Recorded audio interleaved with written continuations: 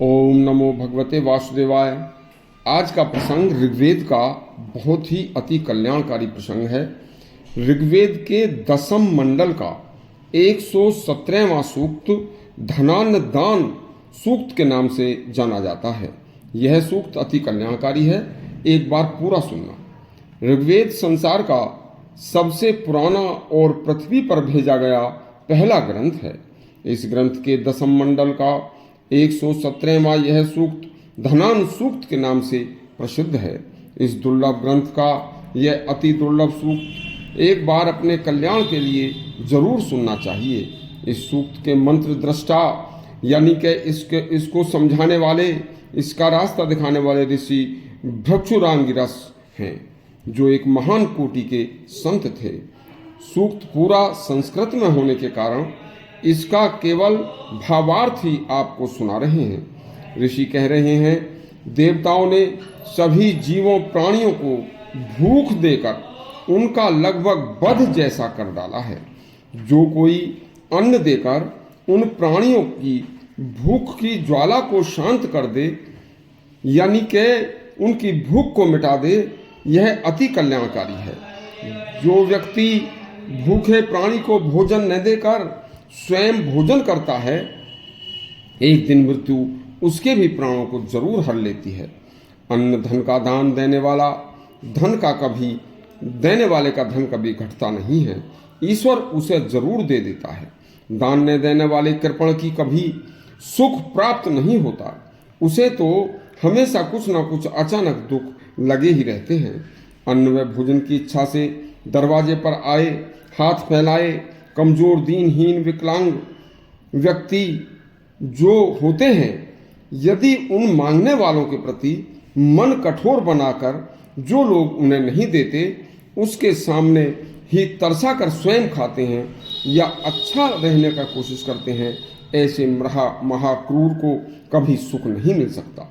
जो व्यक्ति घर या दरवाजे पर आकर मांग रहे हैं, कमजोर दुर्बल शरीर से हैं, और उनको उनकी इच्छा पूर्ण हो जाए तो उसे एक पूर्ण यज्ञ का फल प्राप्त होता है तथा उसके शत्रु भी मित्रवत हो जाते हैं। मित्र अपने शरीर के अंग के समान होता है। जो अपने मित्र के मांगने पर भी मित्र को नहीं देता, वह मित्र नहीं है, उसे छोड़कर कहीं दूर चला जाना चाहिए।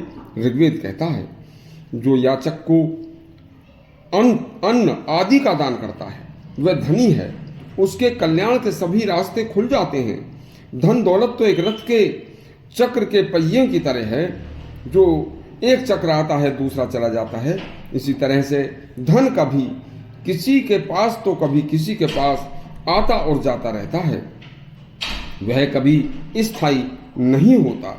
देखिए, स्थायी न रहने का कारण यह ईश्वरीय गति है।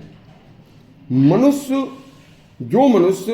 संचय यानी कि धन का अति संचय करते हैं, वह भी उनके मृत्यु का एक दिन कारण बन जाता है।